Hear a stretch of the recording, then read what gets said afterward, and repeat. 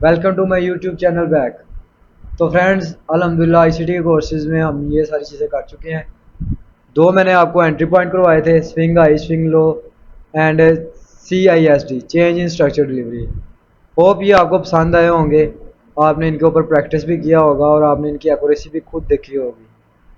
तो आज हम इसकी जो वन साइड है ना, वो ख़त्म कर रहे हैं। आज हम करेंगे ERL एंड IRL। बिल्कुल आसान सा टॉपिक है। जैसे ये हमारी वन साइड अल्हम्दुलिल्लाह कंप्लीट होगी, उसके बाद हम ये वाली सारी साइड करेंगे। तो चलते हैं हम अपने मेन टॉपिक की तरफ। ERL एंड IRL ये क्या होता है? बेसिकली ये होता है इंटरनल रेंज लिक्विडिटी और एक्सटर्नल रेंज लिक्विडिटी। तो हम इसको रियल मार्केट के ऊपर जो है ना वो प्रैक्टिस करते हैं। तो फ्रेंड्स, अगर हम इसको ना स्ट्रक्चरली लेके चलते हो ना मार्केट के अंदर, फॉर एग्जाम्पल ये हमारे पास एक सेलिंग का स्ट्रक्चर आ रहा है इस तरह से, ठीक है, इस तरह से स्ट्रक्चर आ रहा है। तो लिक्विडिटी, ओबियसली एक लिक्विडिटी जो है ना वो मैटर करती है मार्केट के अंदर। ये वाला हमारे पास ब्रेकआउट स्ट्रक्चर है, लेकिन लिक्विडिटी को लोग ज़्यादा डीपली ले जाते हैं कि ये मार्केट में यहाँ पे लिक्विडिटी, और उनकी जो ट्रेड्स है ना वो मिस होती रहती हैं। तो इस चीज़ से बचने के लिए ये जो है ना IRL और ERL है। मतलब ये देखें, ये हमारे पास ब्रेकआउट स्ट्रक्चर है, ठीक है। अब मार्केट के अंदर यहाँ पे हमारे पास हाई आ रहा है, ठीक है। ये जो हाई है ना, ये हमारे पास, लोग बोलते हैं कि ये हमारे पास एक्सटर्नल लिक्विडिटी है, और इसके अंदर जो लिक्विडिटी होगी इस तरह से, ये हमारे पास इंटरनल लिक्विडिटी होगी। इस तरह से लोग इसको समझते हैं, लेकिन ऐसा बिल्कुल नहीं है। बेसिकली यहाँ पे अगर मार्केट के अंदर कोई फेयर वैल्यू गैप या ऑर्डर ब्लॉक यहाँ पे पड़ा हुआ है, मार्केट के अंदर ऑर्डर ब्लॉक पड़ा हुआ है, तो यहाँ पे ऑर्डर ब्लॉक पड़ा हुआ है मार्केट के अंदर, या यहाँ पे हमारे पास फेयर वैल्यू गैप पड़ा हुआ है यहाँ पे, तो बेसिकली ये आपके पास जो है ना IRL है, इंटरनल रेंज लिक्विडिटी। ये है, ये आपके पास इंटरनल रेंज लिक्विडिटी है। इंटरनल रेंज लिक्विडिटी ये वाली है। और जो लिक्विडिटी होती है ना वो भी स्ट्रक्चर के साथ साथ ही चलती है आपके साथ। ये आपके पास इंटरनल रेंज लिक्विडिटी है।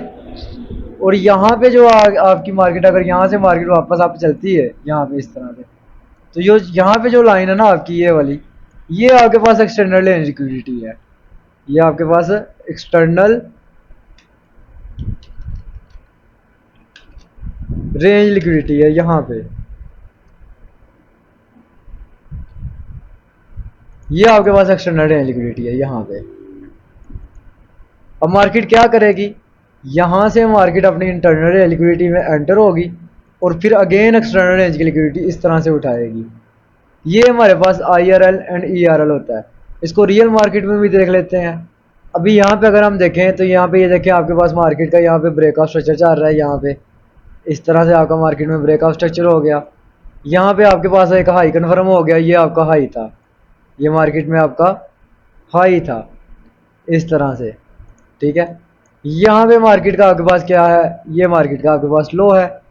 बिफोर ब्रेकआउट स्ट्रक्चर ये मार्केट का आपके पास लो है। जब ब्रेकआउट स्ट्रक्चर हो जाएगा तो यहाँ पे तो ब्रेकआउट स्ट्रक्चर आ जाएगा। अब यहाँ से देखें मार्केट ने क्या किया, इस फेयर वैल्यू गैप में एंटर हुई इंटरनल रेंज लिक्विडिटी में। तो मार्केट ने क्या किया, आपकी एक्सटर्नल रेंज लिक्विडिटी उठाई।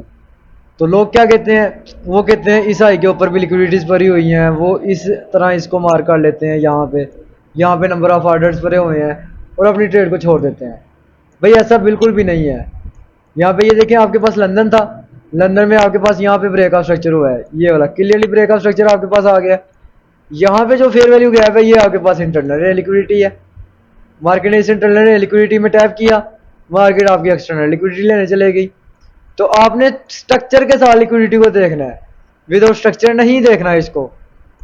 यहाँ पे ये देखें मार्केट क्या कर रही है, स्ट्रक्चर सेल का इंटरनल किसी ना किसी पीडी रे में जा रही है, वहां से मार्केट ड्रॉप डाउन हो रही है।